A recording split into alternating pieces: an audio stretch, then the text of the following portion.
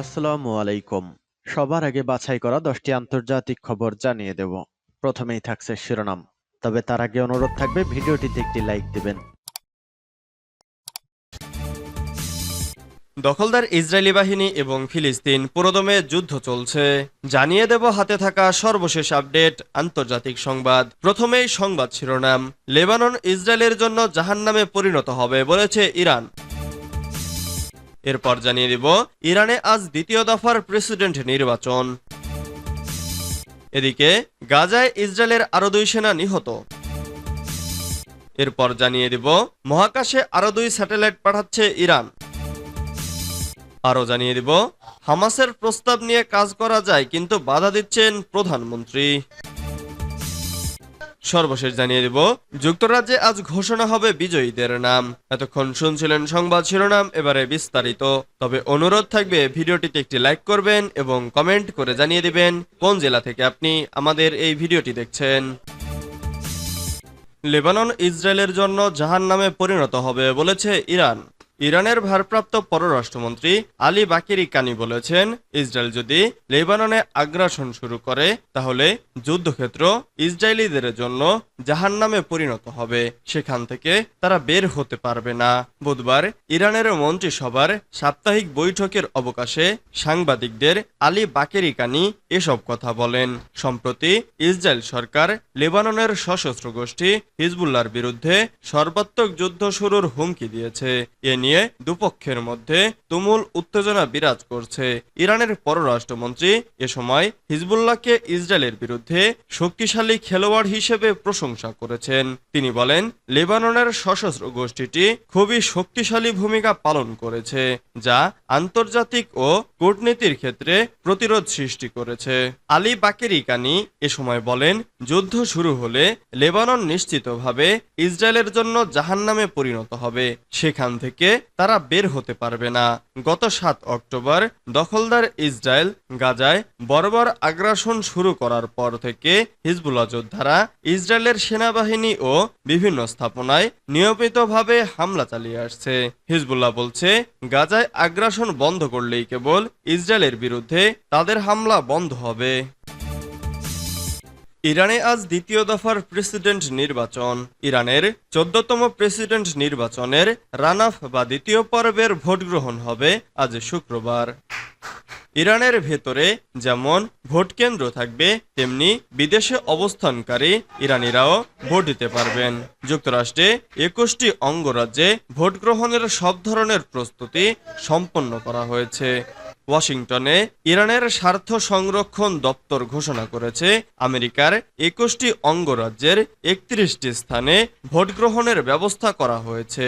আজ স্থানীয় সময় সকাল 8টায় ভোট গ্রহণ শুরু হবে। স্বাভাবিক নিয়মে 10 ঘন্টা ভোট গ্রহণ করা হবে, তবে প্রয়োজনে ভোট গ্রহণের সময় বাড়ানো যাবে। বিদেশে যারা ভোট দেবেন তারাও একই নিয়মের মধ্যে পড়বেন। গত শুক্রবারের নির্বাচনে কোন প্রার্থী প্রদত্ত ভোটের শতকরা 50 ভাগের বেশি ভোট পেতে ব্যর্থ হওয়ায় এই নির্বাচন রানাফ বা দ্বিতীয় পর্বে গড়িয়েছে। এ কারণে ইরানের আইন অনুযায়ী নির্বাচনে প্রথম ও দ্বিতীয় স্থান অর্জনকারী 2 প্রার্থী অর্থাৎ সংস্কারবাদী মাসুদ পেজেশকিয়ান এবং মূলনীতিবাদী সাইদ জালিলির মধ্যে শুক্রবার দ্বিতীয় দফা নির্বাচন অনুষ্ঠিত হবে। গাজায় ইসরায়েলের আরো 2 সেনা নিহত। গাজায় আগ্রাসন চালাতে গিয়ে হামাসের সঙ্গে যুদ্ধে ইসরায়েলের আরো 2 সেনা নিহত হয়েছে বলে স্বীকার করেছে দেশটির সেনাবাহিনী। এছাড়া আরো 2 সেনা আহত হয়েছেন। বুধবার উত্তর গাজায় যুদ্ধ চলাকালে এ হতাহতের ঘটনা ঘটে বলে জানিয়েছে ইসরায়েলি বাহিনী। এক বিবৃতিতে ইসরায়েলি সেনাবাহিনী জানিয়েছে, নিহত 2 সেনাই ক্যাপ্টেন পদমর্যাদার এবং এর মধ্যে একজন 7ম আর্ম ব্রিগেডের টিম কমান্ডার। বিবৃতিতে বলা হয়, কিরিয়াত শামোনার 75তম ব্যাটালিয়ন এবং 7ম সার গোলানি ব্রিগেডের টিম কমান্ডার 21 বছর বয়সী ক্যাপ্টেন ইলে এলিশা লুগাসি উত্তর গাজা উপত্যকায় যুদ্ধের সময় নিহত হয়েছেন। সেনাবাহিনীর বিবৃতিতে আরো বলা হয়েছে, চলমান যুদ্ধে একই ব্যাটালিয়নের আরো 3 সেনা গুরুতর আহত হন, তাদের মধ্যে একজনের মৃত্যু হয়েছে। ইসরায়েলের একটি সংবাদ মাধ্যম জানিয়েছে, গাজা শহর শহরের শেজাইয়া এলাকায় হামাসের একটি অ্যান্টি ট্যাঙ্ক ক্ষেপণাস্ত্রের আঘাতে ওই হতাহতের ঘটনা ঘটে। মহাকাশে আরও 2 স্যাটেলাইট পাঠাচ্ছে ইরান। খুব শিগগিরই মহাকাশে কাউসার ও হুদহুদ নামে 2টি স্যাটেলাইট পাঠাবে ইরান। বুধবার ইরানের মহাকাশ গবেষণা সংস্থার প্রধান ডক্টর হাসান সালারিয়ে এ ঘোষণা দেন। তিনি বলেন, আশা করা হচ্ছে চলতি বছর হবে ইরানের স্যাটেলাইট, বিশেষ করে বেসরকারি খাত থেকে তৈরি স্যাটেলাইট পাঠানোর জন্য ফলপ্রসূ একটি বছর। ইরানি মহাকাশ গবেষণা সংস্থার প্রধান জানান, কাউসার স্যাটেলাইটটি একটি সংবেদনশীল স্যাটেলাইট এবং ইরানের মহাকাশ গবেষণা সংস্থা এর তোলা ছবি কেনার জন্য একটি চুক্তি চূড়ান্ত করেছে। উদ্যোগটি বেসরকারি খাতকে সমর্থন এবং এর মহাকাশ পণ্যগুলোর জন্য একটি বাজার গড়ে তোলার ক্ষেত্রে একটি গুরুত্বপূর্ণ পদক্ষেপ। অন্যদিকে হুদহুদ স্যাটেলাইটটি গবেষণা এবং যোগাযোগ 2 কাজেই ব্যবহার করা হবে এবং উভয় স্যাটেলাইট একযোগে উৎক্ষেপণ করা হবে। শিগগিরই স্যাটেলাইট দুটি উৎক্ষেপণের সুনির্দিষ্ট সময়সূচি ঘোষণা করা হবে বলেও জানান ডক্টর হাসান। হামাসের প্রস্তাব নিয়ে কাজ করা যায়, কিন্তু বাধা দিচ্ছেন প্রধানমন্ত্রী। ইহুদিবাদী ইসরায়েলের কয়েকজন কর্মকর্তা বলেছেন, গাজা থেকে বন্দী উদ্ধারের বিষয়ে ইসলামী প্রতিরোধ আন্দোলন হামাস সর্বশেষ যে জবাব দিয়েছে তা আগের জবাবের চেয়ে ভালো এবং এটা নিয়ে কাজ করা যায়, কিন্তু প্রধানমন্ত্রী নেতানিয়াহুর দপ্তর এ ব্যাপারে বাধা সৃষ্টি করেছে বলে ওই কর্মকর্তারা ইঙ্গিত দিয়েছেন।